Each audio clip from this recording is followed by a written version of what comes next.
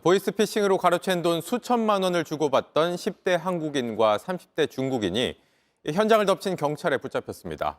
이들은 돈이 든 가방을 열 때까지도 모르쇠로 범행을 부인했는데 검거 당시 영상을 직접 보시죠. 한민정 기자입니다. 경찰이 빠르게 뛰어갑니다. 가방을 메고 걸어가는 남성을 붙잡습니다. 잠깐만요. 가게 갈게요. 네, 경찰관이에요. 잠깐만 기다려보세요. 두 분이서 같이 만났잖아요, 그렇죠? 골목 반대편에는 또 다른 남성이 붙잡혀 있습니다. 돈은 누가 갖고 있어요? 돈 받으셨죠?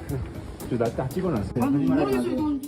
가방을 맨 남성은 끝까지 잡아댑니다. 모르겠어요. 춤을 줘보세요. 심증 없어요. 결국 경찰은 방금 전 찍은 영상을 보여주며 가방을 열어보자고 합니다. 그 이민의 현금 받은 거를 우리 사장님한테 전달했다고 돈 준 거 얘기했어요. 맞죠?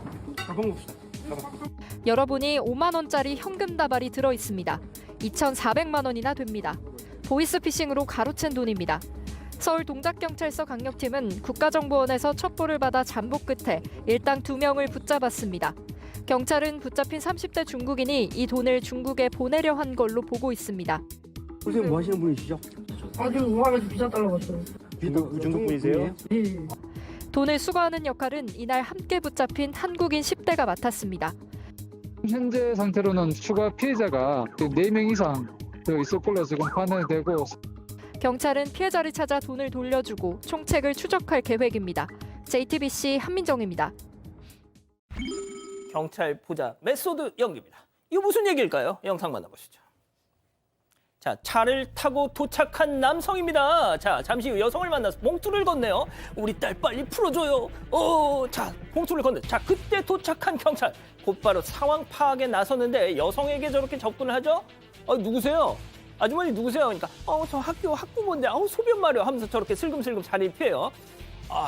경찰이 설명을 합니다. 선생님 아무래도 피싱 당하신 것 같아요. 설명하자 남성 왈. 아까 그 여자한테 내가 돈 줬어. 자, 경찰 바로 여성을 추격합니다. 나는 아닌 척 모르는 척 소심하게 도망가는 저 여성. 자, 경찰 쫓아갑니다. 아줌마 거기서 뒤돌아보죠.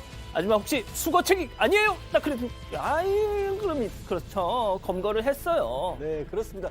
지금 60대 남성이요. 지난 5월이었습니다. 경남 창원이었는데 내가 당신 딸을 데리고 있으니까 이 돈을 가져가자면 위험하다 딸이 이렇게 전화를 한 겁니다. 보이스피싱이죠. 하지만 부모 입장에서 저런 얘기 듣고 어떻게 가만히 있습니까? 1천만 원을 마련을 해서 급히 이 아버지가 쫓아나갔던 겁니다.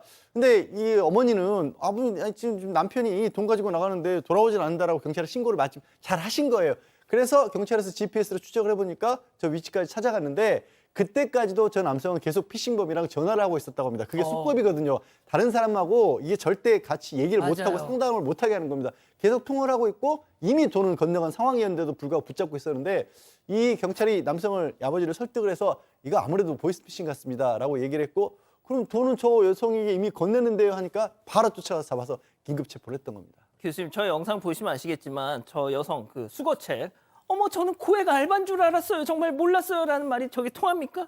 제가 볼 때는 좀 약간 그 선수 냄새가 납니다. 왜 그러냐면 저 사람이 바로 도주했지 않습니까? 그러니까 이제 자신이 도주했다라고 하는 것은 현재 자기의 행동이 뭔가 잘못되고 지금 경찰이 자기를 추적을 할 것 같다라고 하는 감을 잡았기 때문에 저렇게 되는 것인데 통상 이제 수거책 같은 경우는 저 여성 말대로 고액 알바 그렇게 해가지고 심부름 해주는 그런 것도 있는데 이 사람 같은 경우는 지금 40대 여성인데요.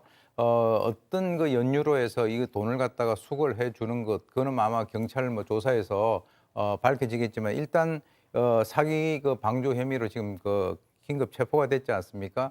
그리고 지금 공범하고 총책을 갖다 추적 중인데 이게 사실 발생이 된 게 지난 5월이었단 말입니다. 그러니까 지금 벌써 한 5, 6개월 정도 이렇게 경과가 됐는데 아마 이 추적을 하고 있다라고 하긴 하지만 그렇게 수사가 쉽게 이루어지지 않는 것 같고요.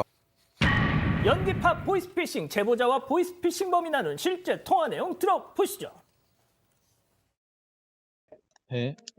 네, 되시죠? 네. 앞에 방문하셨던 타이 마사지 가게 사장이에요. 네. 예, 저희가 방문했던 일 때문에 본인한테 문제될 만한 일이 생겨서 전화드렸어요. 네. 네, 당시 장사가 안 돼서 실장들 시켜서 방마다 카메라 설치해놓고 영상 촬영 목적으로 운영을 했어요. 네. 그 과정에서 아가씨한테 마사지 받으면서 마무리까지 하는 장면이 촬영되셨고 예, 본인이 아실 만한 지인들 연락처 100여 개 정도를 확보를 했고 지금 본인이랑 통화해보니까 아직 사태 파악이 전혀 안 되시는 것 같은데 본인 가족 지인들 카톡으로 20명 초대해서 영상 보여줄 테니까 보고 얘기해달라고요. 야 막내야 12월 20일 20명만 초대해라. 야 씨. 그러니까 지가 그냥 혼자 전화하면서 네. 야 막내야 20명만 초대해라 이러고 있는 거예요. 그러니까 우리 이제 혹시 헷갈리신 분들을 위해서 다시 한번 말씀을 드리면 모르겠습니다. 이 분이 그러니까 제보하신 분이 마사지 받았다는 걸 알았는지 아니면 그냥 얻어 걸린 건지 모르겠는데 다짜고짜 전화를 해가지고 내가 타이 마사지 사장인데 요즘 장사가 잘 안 돼가지고 내가 마사지 받는 방마다 사실은 카메라를 놨다. 근데 당신이 그 안에서 이른바 마무리, 그러니까 성매매를 가리키는 말로 보여요. 마무리까지 하는 것까지 다 찍혔다. 근데 나 당신 지인들 연락처까지 가지고 있는데 어떡할래? 그러더니 갑자기 야 막내야 그 지인들 중에 한 20명 골라서 단체 대합 한번 만들어 봐라. 그거 거기다 다 풀어서 영상 풀어서 창피 주길란다. 이렇게 하니까 이 제보자 입장에서 이 뭐하는 인간이야 하면서 뚝 끊어버리신 겁니다. 예. 아니 저는 솔직히 어제 이 녹취를 듣고 좀만 더 들어보시지. 그 다음이 궁금한데 그냥 너무 빨리 끊으셨어.